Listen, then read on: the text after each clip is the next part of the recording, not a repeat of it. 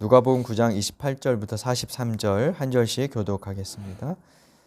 이 말씀을 하신 뒤에 여드레쯤 되어서 예수께서는 베드로와 요한과 야고보를 데리고 기도하러 산에 올라가셨다. 예수께서 기도하고 계시는데 그 얼굴 모습이 빛나고 그 옷이 눈부시게 휘어지고 빛이 났다. 그런데 갑자기 두 사람이 나타나 예수와 더불어 말을 하고 있었다. 그들은 모세와 엘리야였다. 그들은 영광에 쌓여 나타나서 예수께서 예루살렘에서 이루신 일 그 후에 떠나가심에 대하여 말하고 있었다. 베드로와 그 일행은 잠을 이기지 못해서 졸다가 깨어나서 예수의 영광을 보고 또 그와 함께 서 있는 그 두 사람을 보았다. 그 두 사람이 예수에게서 막 떠나가려고 할 때에 베드로가 예수께 말하였다. 선생님, 우리가 여기서 지내는 것이 좋겠습니다. 우리가 초막셋을 지어서 하나에는 선생님을, 하나에는 모세를, 하나에는 엘리야를 모시겠습니다. 베드로는 자기가 무슨 말을 하는지도 모르고 그렇게 말하였다. 그가 이렇게 말하고 있는데 구름이 일어나서 그 세 사람을 휩쌌다. 그들이 구름 속으로 들어가니 제자들은 두려움에 사로잡혔다. 그리고 구름 속에서 소리가 났다. 이는 내 아들이요 내가 택한 자다. 너희는 그의 말을 들어라. 그 소리가 끝났을 때에 예수만이 거기에 계셨다. 제자들은 입을 다물고 그들이 본 것을 얼마 동안 아무에게도 알리지 않았다. 다음 날 그들이 산에서 내려오니 큰 무리가 예수를 맞이하였다. 그런데 무리 가운데서 한 사람이 소리를 크게 내서 말하였다. 선생님, 내 아들을 보아주십시오. 그 아이는 내 외아들입니다. 귀신이 그 아이를 사로잡으며 그 아이는 갑자기 소리를 칩니다. 또 귀신은 아이에게 경련을 일으키고 입에 거품을 불게 합니다. 그리고 아이를 상하게 하면서 좀처럼 떠나지 않습니다. 그래서 선생님의 제자들에게 귀신을 내쫓아 달라고 청하였으나 그들은 해내지를 못했습니다. 예수께서 대답하셨다. 아, 믿음이 없고 비뚤어진 세대여, 내가 언제까지 너희와 함께 있어야 하며 너희를 참아주어야 하겠느냐. 내 아들을 이리로 데려오너라. 아이가 예수께로 오는 도중에도 귀신이 그 아이를 거꾸러뜨리고 경련을 일으키게 하였다. 예수께서는 그 악한 귀신을 꾸짖으시고 아이를 낫게 하셔서 그 아버지에게 돌려주셨다. 사람들은 모두 하나님의 위대한 능력을 보고 놀랐다. 아멘. 무지를 벗고 현실로라는 제목으로 하나님 말씀을 함께 나누겠습니다. 오늘은 성탄절 이후의 절기인 주현절 마지막 주일이고요. 이번 주 수요일부터 새로운 신앙의 계절인 사순절이 시작이 됩니다. 교회력의 한 절기가 마무리되고 또 새로운 절기가 시작되는 오늘 교회에서는 산상변모주일이라는 이름으로 이날을 지켜왔는데요. 산상변모라는 말은 산 위에서 모습이 변했다 하는 뜻으로 오늘 우리가 읽은 본문의 이야기에 근거해서 정해진 그런 주일입니다. 절기를 구분하는 전통은 기독교의 분파마다 조금씩 다르긴 합니다만 사순절이 시작되기 전에 예수님의 이 변모 사건을 기념하고 그 의미를 생각하는 것은 신앙생활에 뭔가를 암시하는 부분이 있습니다. 그것은 산 위에서 예수께서 받으신 그 영광, 그리스도의 영광은 그 뒤에 이어지는 예수의 순환과 깊은 연관을 갖는다는 점을 일깨우고 있기 때문입니다. 누가복음 9장 이후로 보면 예수님께서 예루살렘으로 떠나시는 장면이 계속 전개가 됩니다. 예루살렘은 예수께서 고난받으시고 십자가에서 처형되셨던 곳이었죠. 그래서 그 길을 가는 과정이 이어져 있어요. 그러니까 이 변화선 사건을 기점으로 전환이 일어나는 것인데요. 기독교는 역사적으로 승리와 영광이라는 단어에 취했던 적이 많았어요. 일종의 승리주의 이런 것이었는데요. 그 지나친 승리주의가 좀 무례한 어떤 사회적인 행동들로 나타나는 경우도 있었고, 기독교 제국주의나 어떤 침략을 정당화하는 이런 측면으로 쓰였던 경우도 있었죠. 그런 오류에 빠지지 않으려면 산상변모와 사순절의 순환을 유기적으로 생각할 필요가 있어요. 그래서 우리 영광은 승리를 통한 지배를 통해서 주어지는 것이 아니라 순환을 통한 구원에 있다. 거기에 믿음의 어떤 핵심이 있다는 것을 이 절기의 의미를 통해서 우리가 생각해 볼 수 있죠. 오늘 그림을 하나 한번 보겠습니다. 화면에 보시는 그림은 몇 년 전 산상변모 주일에 한번 본 적이 있는 그런 그림인데요. 라파엘로라는 르네상스 시대의 미술을 대표하는 작가의 작품입니다. 라파엘로는 레오나르도 다빈치 또 미켈란젤로와 함께 르네상스 미술을 대표하는 거장으로 꼽히는 그런 사람이죠. 제목이 그리스도의 변모라는 작품입니다. 지금 바티칸 박물관에 소장되어 있다고 하는데요. 그림만 봐서는 크기가 얼마인지 가늠하기 어려운데 가로가 약 4m 정도, 세로가 약 2.7m 정도 되는 작품이라고 합니다. 어느 정도 될까요? 이 벽 한쪽은 아마 다 대충 덮을 정도가 되지 않을까 이렇게 생각합니다만 얼핏 보면 붓으로 그러니까 유화처럼 그린 것 같은데 실제로는 대리석을 하나하나 조각내서 색깔에 맞춰서 끼운 그런 작품이라고 합니다. 아마 그 작업이 꽤나 고되고 힘들었을 것 같아요. 가운데 흰 옷을 입은 예수께서 공중에 떠 계시죠. 그분의 등 뒤로 빛이 어우러져 있고 흰 구름이 후광처럼 펼쳐져 있습니다. 퍼져가는 빛 그리고 구름은 예수님의 영광을 한층 강조합니다. 성경의 빛과 구름 이런 것은 하나님의 현현, 신적인 모습 이런 것들을 상징하는 것인데요. 그것을 라파엘로가 이렇게 그림으로 묘사한 거죠. 빛으로 가득한 흰 옷을 입은 예수께서 양팔을 펼치고 계십니다. 어떤 장면이 여기에 이렇게 오버랩 될까요?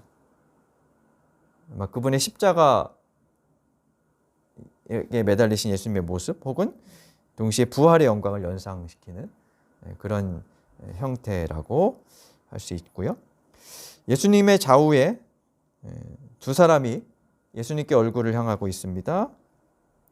오늘 본문에 따르면 한 사람은 모세고 한 사람은 엘리야입니다. 누가 모세고 누가 엘리야일까요? 그림을 봐서 잘 모르죠. 근데 두 사람 다 뭔가 손에 들고 있어요. 그 들고 있는 걸 보면 이제 알 수가 있는데 한 사람은 돌판을 들고 있고 한 사람은 책을 들고 있어요. 돌판을 들고 있는 왼쪽 사람이 모세고 책을 들고 있는 오른쪽 사람이 엘리야입니다. 돌판은 모세가 시내산에서 받은 율법을 상징할 것이고 책은 엘리야, 예언서, 예언의 자의 대표적인 인물인 엘리야의 그 예언을 상징합니다. 그러니까 모세와 엘리야는 율법, 예언서, 구약 전체를 대변하는 그리고 대표하는 그런 인물이고요.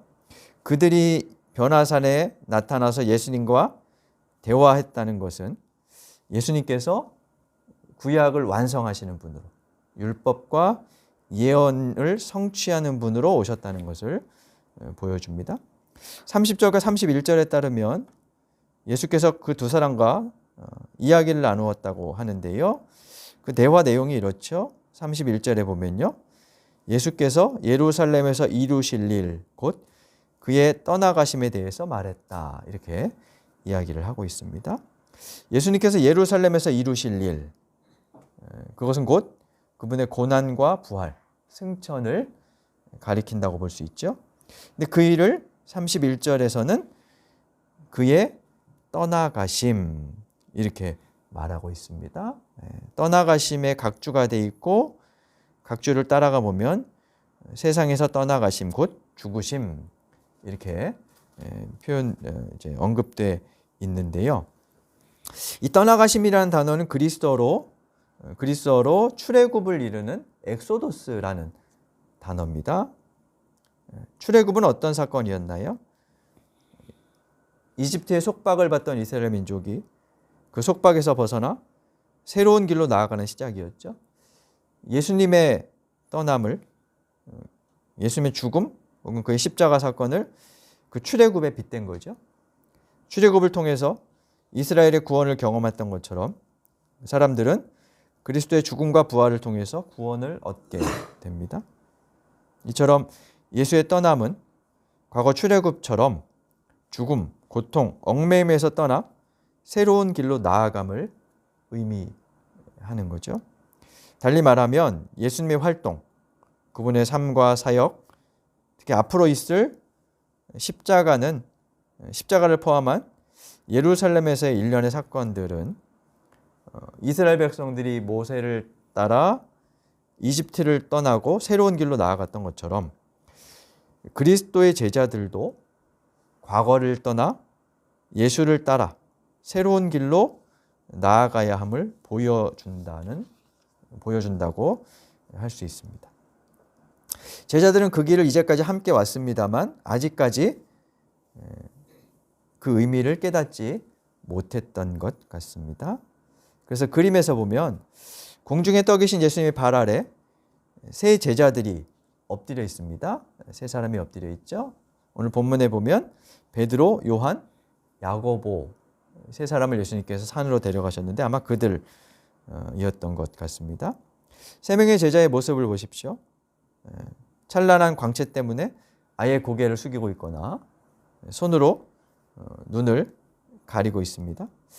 가운데 사람이 베드로로 보이는데 베드로만 고개를 들고 손으로 얼굴을 좀 반쯤 가린 채 이렇게 그 빛을 향해서 예수님을 향해서 시선을 고정하고 있죠.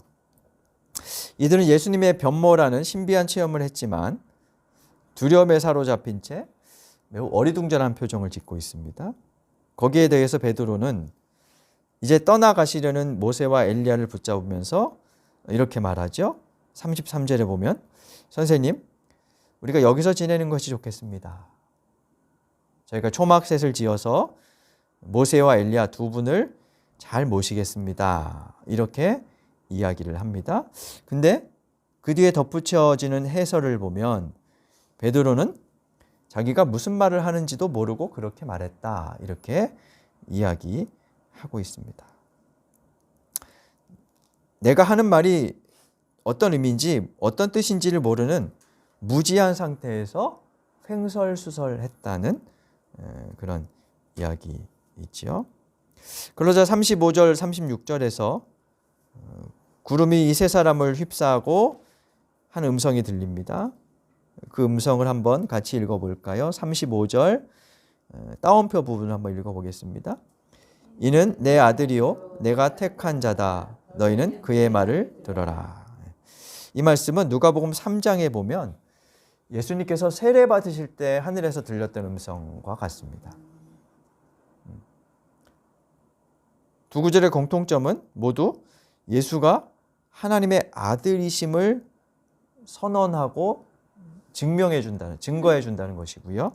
차이가 있어요. 세례 받을 때에는 하나님께서 뭐라고 말씀하시냐면 내가 너를 좋아한다 이렇게 말씀하세요. 그거는 세례 받으시는 예수님을 향해서 하신 말씀이에요. 반면에 여기서 지금 변화산에서는 제자들에게 너희는 그의 말을 들어라 이렇게 이야기를 하고 계시다는 거죠. 세례 때의 말씀은 앞으로 공생애를 시작하실 예수님을 향해서 힘을 북돋아주는 그런 의미의 말씀이었다고 한다면 변화산에서 들린 음성은 이제부터 산 아래에서 예수님을 따라가야 할 제자들을 격려하는 그런 말씀이라고 할 수 있어요. 너희는 그를 따르고 그의 말을 들어야 한다.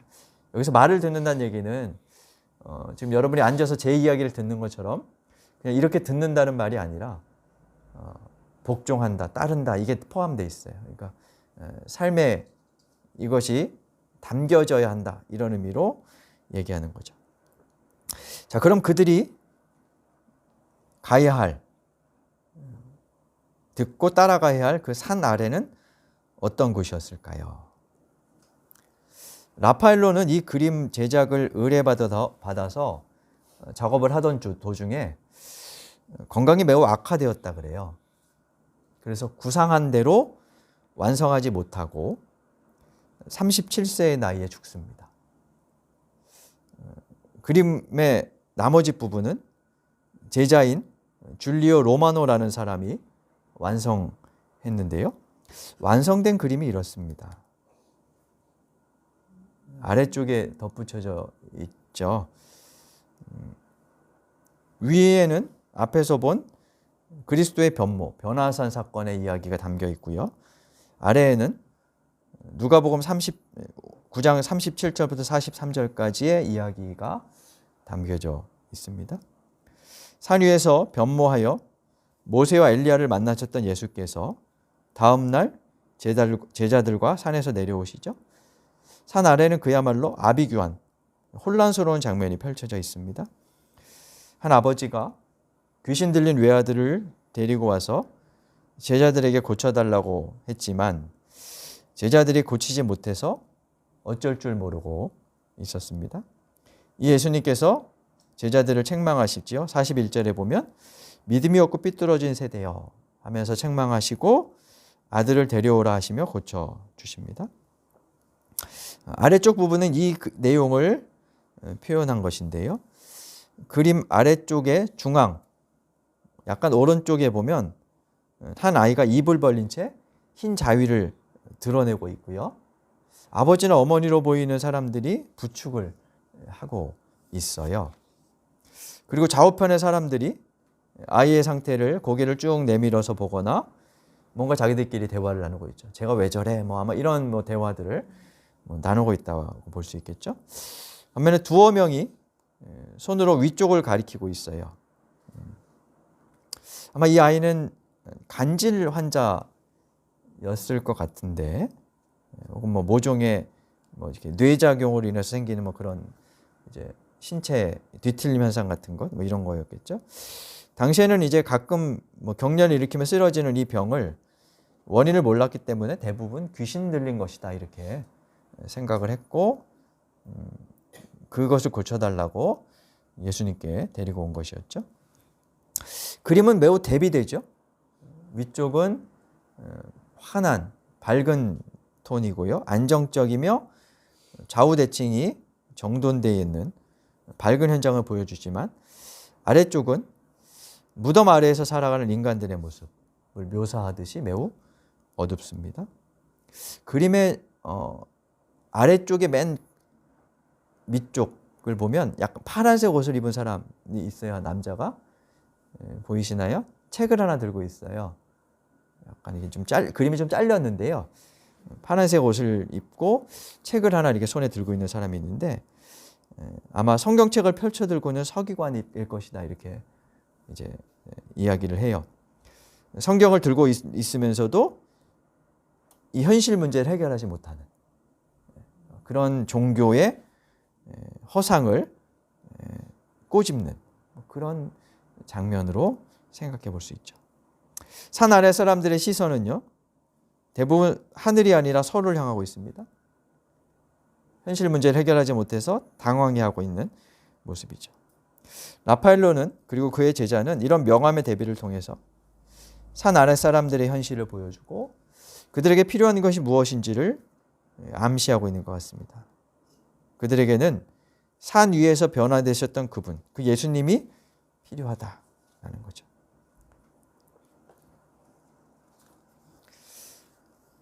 이 그림은 변화산 사건의 의미를 그래서 잘 보여줍니다. 아마 위에 부분만 그렸다면 그 의미는 반감되었을지도 몰라요. 예수님 이런 영광스러운 모습이야. 이렇게 생각하는 것으로 그쳤겠지만 땅의 혼란과 대비되면서 예수님의 영광이 더 두드러지고요. 그리고 아울러서 산 아래 사람들의 소동, 혼란, 혼돈에 그분의 영광과 빛이 비춰지기를 더욱 고대하게 만들죠. 3월 2일 새 봄이 시작되었지만 계엄의 전국으로 온 나라가 몸살을 하고 있습니다. 어제가 3.1절 106주년을 맞는 날이었는데 여러분도 보도를 통해서 들으셨겠지만 탄핵을 둘러싼 집회로 혼란스러운 하루를 보냈습니다. 극우 집단과 결탁한 개신교가 사회 혼란과 분열을 더욱 가중시키고 있는 요즘 어디에서 길을 찾아야 할까 가슴이 먹먹할 때가 많이 있습니다. 일제강점기를 고뇌하며 보냈던 젊은 윤동주 시인도 아마 그랬을 것 같아요. 그래서 그는 자화상이라는 시도 쓰고 오늘 우리가 함께 공동기도로 읽었던 새로운 길이라는 시도 썼습니다.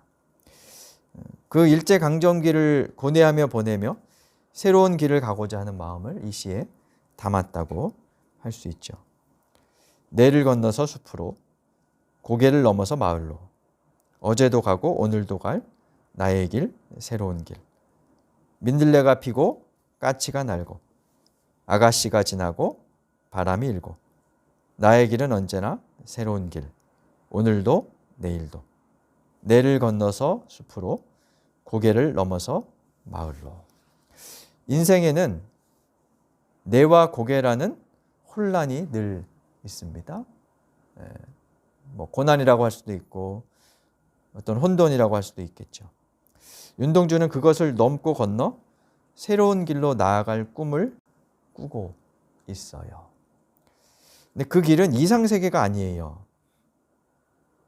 그 길의 모습이 어떻게 펼쳐지냐 하면 민들레가 피고 까치가 날고 아가씨가 지나가고 바람이 있는 곳이에요. 무엇일까요? 그냥 일상, 현실의 세계라고 할 수 있어요. 그 길을 그는 새 마음으로 걷는다. 새 마음으로 걸어가리라 라고 이 시에서 다짐하고 있다고 할 수 있죠. 윤동주는 새로운 길을 가고자 염원했지만 1945년 2월 16일 27세의 나이로 일본의 형무소에서 숨을 거두죠. 그래서 올해가 80년 되는 해인데 그가 걸어가고자 했던 새로운 길은 어떤 길이었을지 우리가 다시 한번 생각해 보게 됩니다. 예수님은 산 위에서 변화되는 모습을 보여주시며 아직 무지에 쌓여서 횡설수설하던 제자들에게 새로운 길을 제시하십니다. 그 길은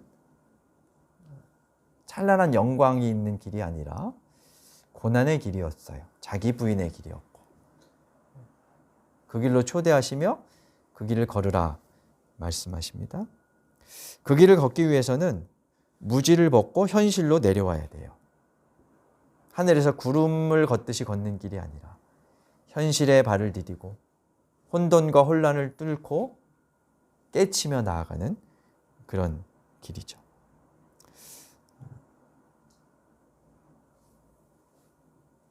요즘 굉장히 많은 소식들을 여러분이 들으실 겁니다. 기독교의 이러저러한 모습들을 보게 되시고 뭐 이럴 텐데 나름대로 뭐 정치적인 판단들을 하실 것이지만 무엇보다 좀 우리가 자각하는 노력은 좀 필요할 것 같아요. 자꾸 나의 무지함을 좀 깨트리고 새로 보는 노력 그게 필요하죠. 얼마 전에 매우 황당한 기사를 하나 봤어요. 요즘에 정광훈과 대적하는 떠오르는 분이 한 분 계시죠? 소년보 목사라는 분인데 이분이 12월쯤에 했던 일련의 설교가 이렇게 제가 가끔 방문하는 한 교수님의 블로그에 쭉 이제 내용이 있어서 봤는데 이런 거였어요. 이재명이 죽어야 나라가 산다. 제목이 쭉 제목이 몇 주간 계속 그런 내용을 쭉 했어.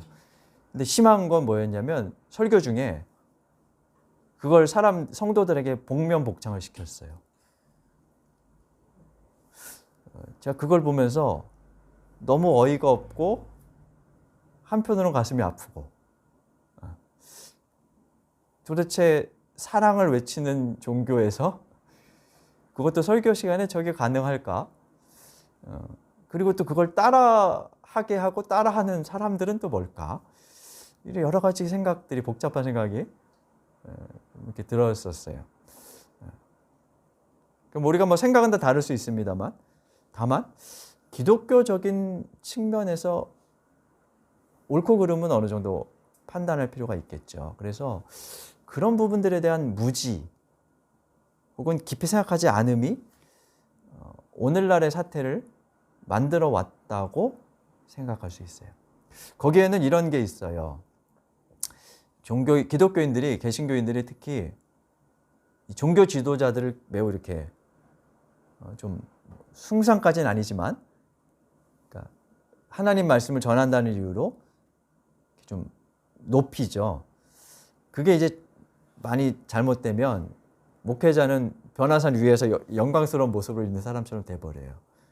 그래서 그가 하는 말은 다 옳게 여겨지는 거예요.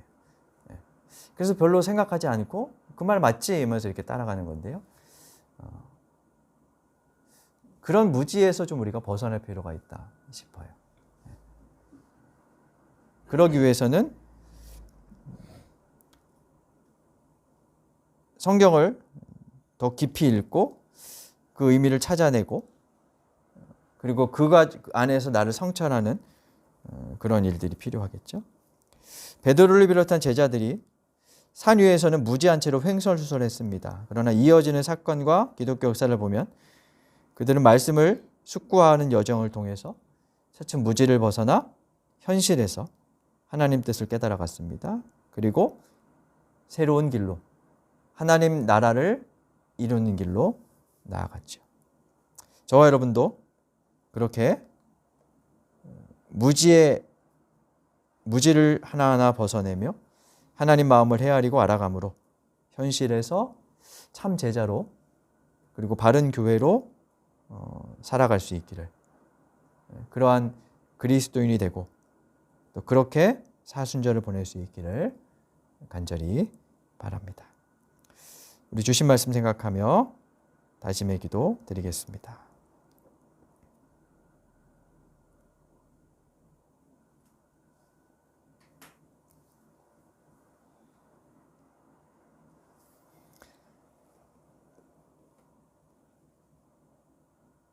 하나님, 저희의 현실은 산 아래 무덤처럼 혼돈스럽고 치열하고 어둡습니다. 그래서 베드로처럼 변화산의 영광에 마음을 빼앗긴 채 또 거기에서 살고 싶을 때가 많습니다.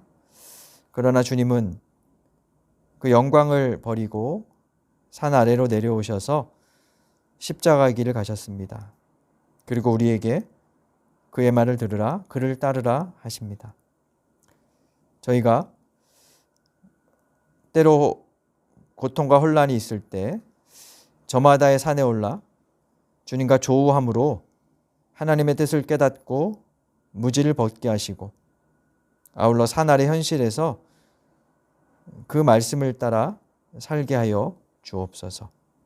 그리하여 참 제자로 하나님의 뜻을 담은 교회로 세워지게 하여 주옵소서. 예수님 이름으로 기도드립니다. 아멘.